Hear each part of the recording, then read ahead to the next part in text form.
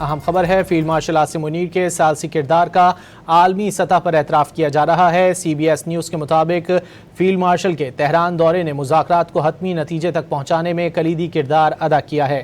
مشرق وسطیٰ کی موجودہ صورتحال میں جہاں خلیجی ممالک اور لبنان جنگ کا حصہ ہیں، وہیں صرف پاکستان ہی مسودے کو حتمی شکل میں لانے میں کامیاب ہوا ہے۔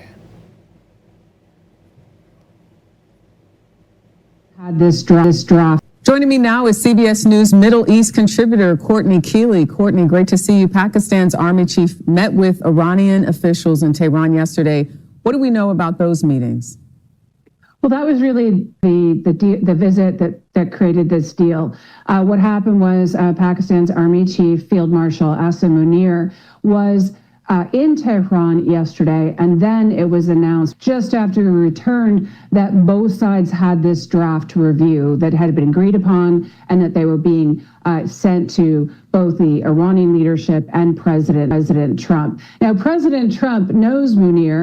He's called him my favorite field marshal, and he's been to the White House. So he's a credible person, mediator on the U.S. side. And he was also instrumental, along with the Pakistani government, for the first round of talks that were held in Islamabad, if you remember. Now, he also has the Iranian leadership, because Pakistan, we talk about who borders Iran, and it's so complicated, but Pakistan has that really large, porous border too. And they have to look to Afghanistan. They need Iran's help in regional security and trade and economics, but they also have had a relationship with the U.S. It goes back far to 1971. They helped, for instance, create the breakthrough for Nixon to China. But right now, with all these countries involved, and some of these Gulf countries hit, and this new war front in southern Lebanon, it was the Pakistanis that really got this memo of understanding in its draft form, and we'll see what the details will continue to come out and what both sides say about it.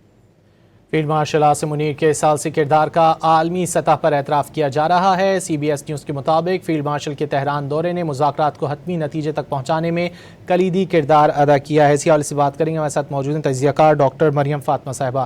Doctor صاحبہ، بہت شکریہ آپ کے وقت کا۔ Doctor صاحبہ، field marshal K کردار کو اب عالمی سطح پر بھی پذیرائی مل رہی ہے، جو کوششیں ان کی جانب سے کی جا رہی ہیں امن کے لیے، انہیں سراہا جا رہا ہے، کیا کہیں گے آپ؟ جی، بہت شکریہ، آپ نے مجھے اپنے چینل میں مدعو کیا۔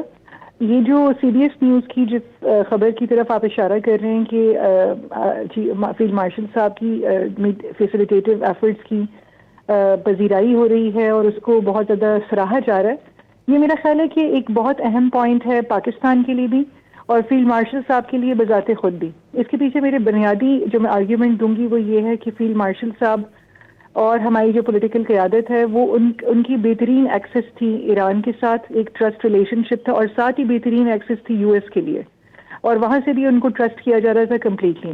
اگر آپ اس کو یو ایس پرسپیکٹو سے دیکھیں تو میں یہ بھی اس کو کہہ سکتی ہوں کہ U S being a bigger power, super power ہے، اس کو فیس سیونگ بھی چاہیے اس سارے پروسیس میں، اور خاص طور پہ ڈونلڈ ٹرمپ صاحب کو۔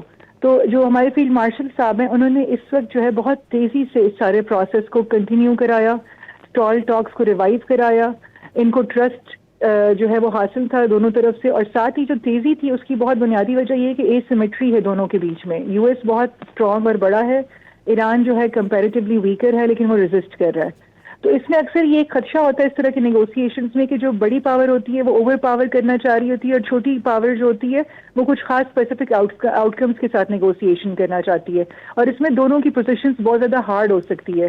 تو اس کو اوور کم کرنے کے لیے جو ہمارے فیلڈ مارشل صاحب ہیں، میں as a scholar of conflict resolution میں آپ سے کہتی ہوں کہ انہوں نے کمپلیٹ، میں کہتی ہوں کہ پروفیشنلزم کے ساتھ ہماری جو فارن پالیسی ہے اس کو اس سارے وقت میں جو ہے پروموٹ کیا، اور ساتھ ہی ساتھ ایک حد سے زیادہ نیوٹرلٹی کے ساتھ دونوں کے انٹرسٹ کو پرسو کیا، دونوں کے اوپر اپنا انفلوئنس اسرٹ کیا، انفارمیشن کو کنٹرول کیا کہ کہیں سے بھی کوئی کسی قسم کا بریک ڈاؤن نہ ہونے پائے ان سارے ٹاکس کے پروسیس میں، اور جو ہرڈلس تھے ان کو بھی اوور کم کرنے کی انہوں نے کوشش کی۔ اور ابھی جو پہلا یہ مسودہ تیار ہے، یہ میں کہتی ہوں کہ ایک بہت تیز آؤٹ کم ہے۔ میں as a scholar of field marshal K دورہ ایران کے بعد ہم مذاکرات میں بھی تیزی دیکھ رہے ہیں۔ ڈاکٹر مریم فاطمہ ہم سے گفتگو کر رہی تھی، بہت شکریہ آپ کے وقت کا۔